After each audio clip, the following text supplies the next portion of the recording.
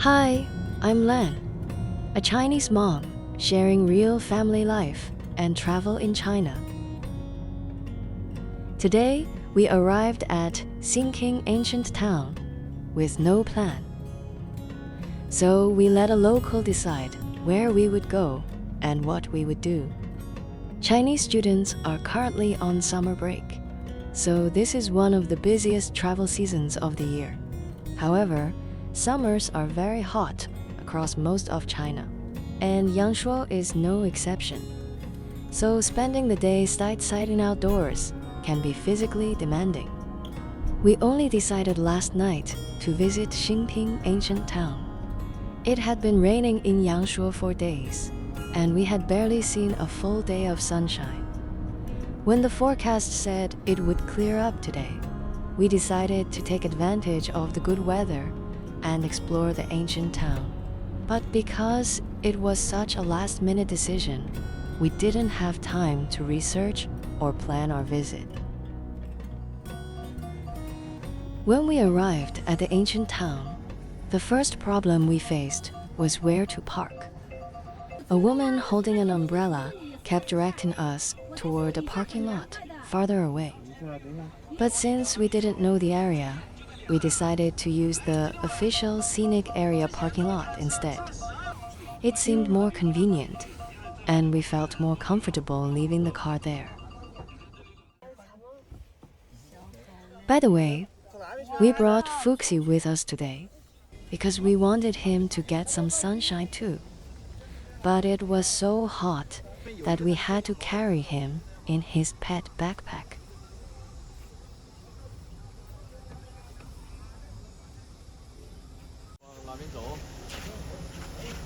Many ancient towns in China are free to enter, and you usually only need to pay for certain attractions or activities, such as boat rides. But we still hadn't decided how to spend the day. When we spotted a Luckin coffee shop by the road, we decided to stop for a coffee and discuss which places to visit next.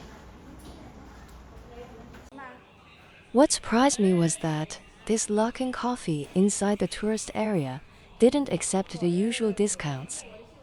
A coffee that normally costs about $1.50 was almost $3 here, nearly twice the price. This is probably one of the downsides of buying things at some tourist attractions in China.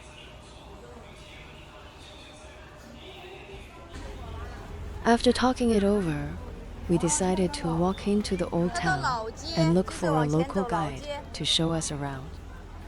They would arrange the route and transportation, so we wouldn't have to plan everything or find a ride ourselves. It would make the day much easier, and we could negotiate the price in person.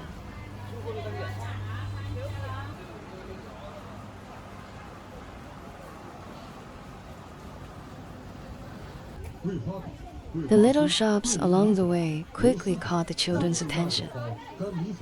They couldn't resist picking out a few more local fridge magnets.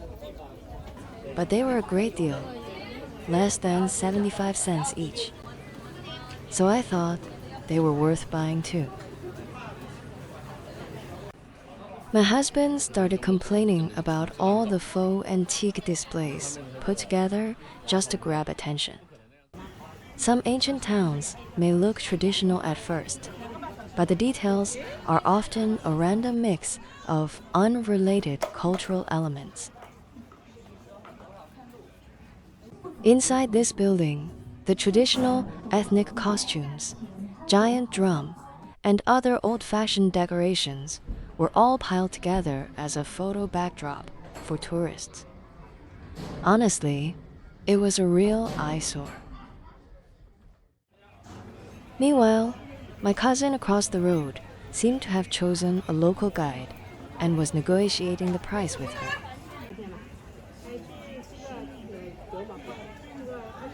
After listening for a few minutes, I realized this wasn't a private guide or an official tour run by the scenic area. It was more like a small local travel company. They charged per person and took visitors around.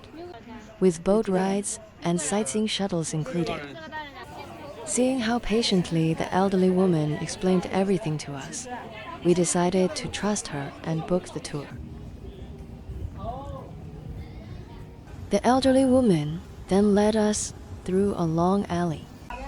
When we met a young man, she gave him a few quick instructions, and he took over and led us to the pier for our boat ride. After walking under the blazing sun for a few minutes, we reached the pier by the Li River. That was when I realized their booking system was quite old school. There was no computer registration. They simply took a group photo, wrote down a contact number, and that was enough to confirm our booking. This made it clear that it wasn't a large travel company, but a locally organized tour service.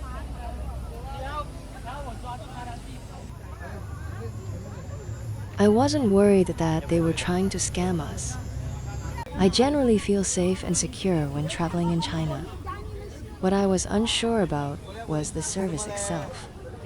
Since this locally organized tour didn't follow any clear service standards, I wondered whether the arrangements or overall quality might fall short. The large white cruise boat slowly approaching on the river departs from the official scenic area pier. Tickets cost about 2 to 3 times as much as our boat ride. Clearly, even though these boats were small, they were doing great business. Boats departed one after another, and there was always a line of people waiting at the pier.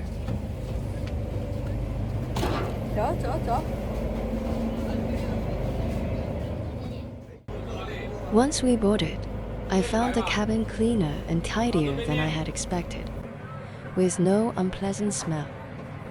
There was also a life jacket under every seat. While waiting to depart, I chatted with the passengers beside me and learned that everyone had paid the same price, about $10 per person. They weren't charging different tourists different amounts, which I really appreciated.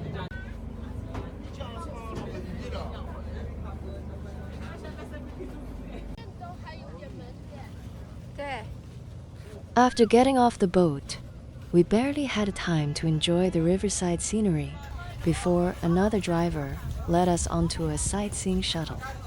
We would continue the tour in this vehicle. Compared with exploring on your own, a group tour definitely keeps you on a much tighter schedule.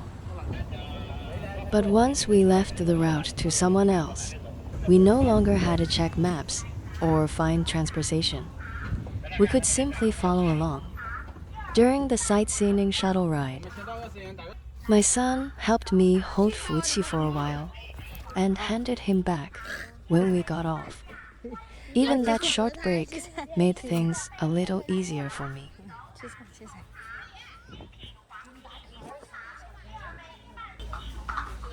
Our first stop was the viewpoint featured on the back of China's 20 yuan banknote, known as yellow cloth reflection.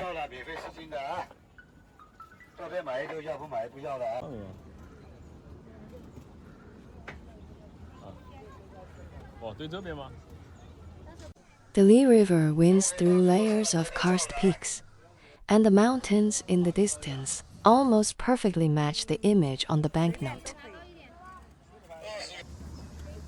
There was also an oversized photo prop designed like a 20 yuan banknote, and each of us held it up for a classic tourist photo with a real landscape behind us.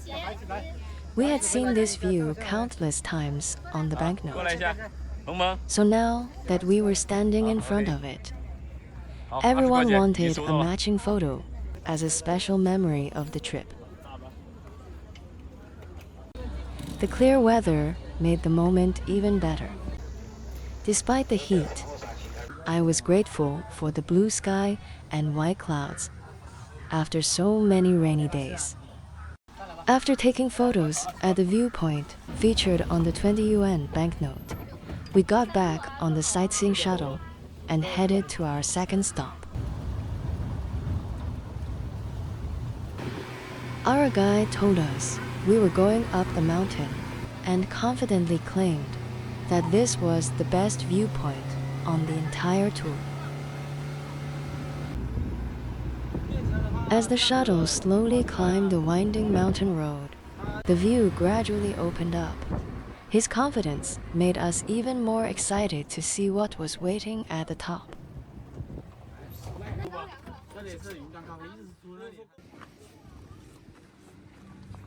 When the sightseeing shuttle arrived at our second stop, I realized this wasn't the bare mountaintop I had imagined. It felt more like a mountain retreat. As we walked in, signs near the entrance pointed toward a cafe, an infinity-style reflecting pool. When we reached the pool, the surrounding peaks were mirrored in the water, making it look as if the pool stretched right into the mountains. At that moment, I could see why our guide thought this was the best view on the tour. So having a place to rest, with no purchase required, felt especially thoughtful. We decided to sit down there and have the roast goose and other Cantonese barbecue meat we had bought that morning for lunch. So we settled in and unpacked the roast goose and other Cantonese barbecue meat we had bought that morning.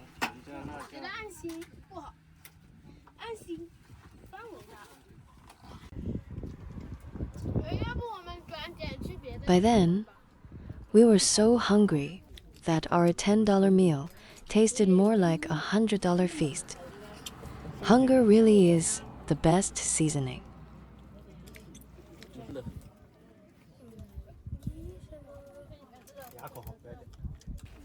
Still, we didn't want to keep our guide waiting. So we finished quickly, cleaned up after ourselves, and got back on the sightseeing shuttle for our third stop.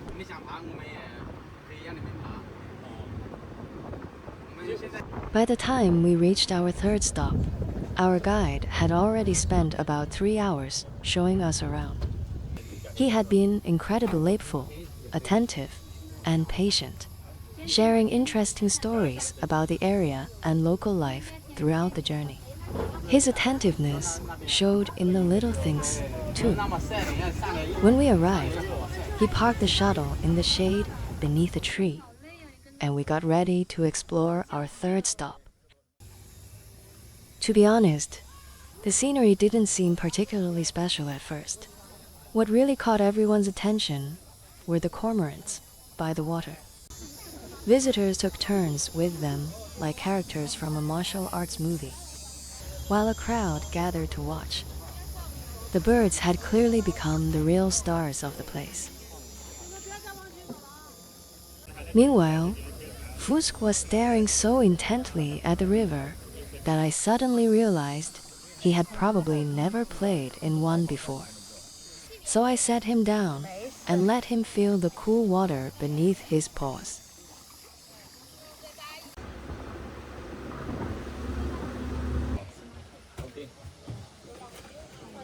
At our fourth stop, the first thing we saw was an illustrated sign explaining 9-horse fresco hill.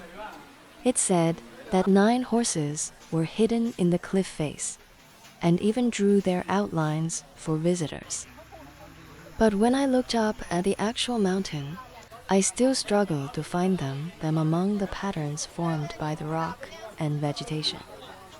Similar names are given to natural landmarks all over the world, but they are especially common as smaller attractions in China.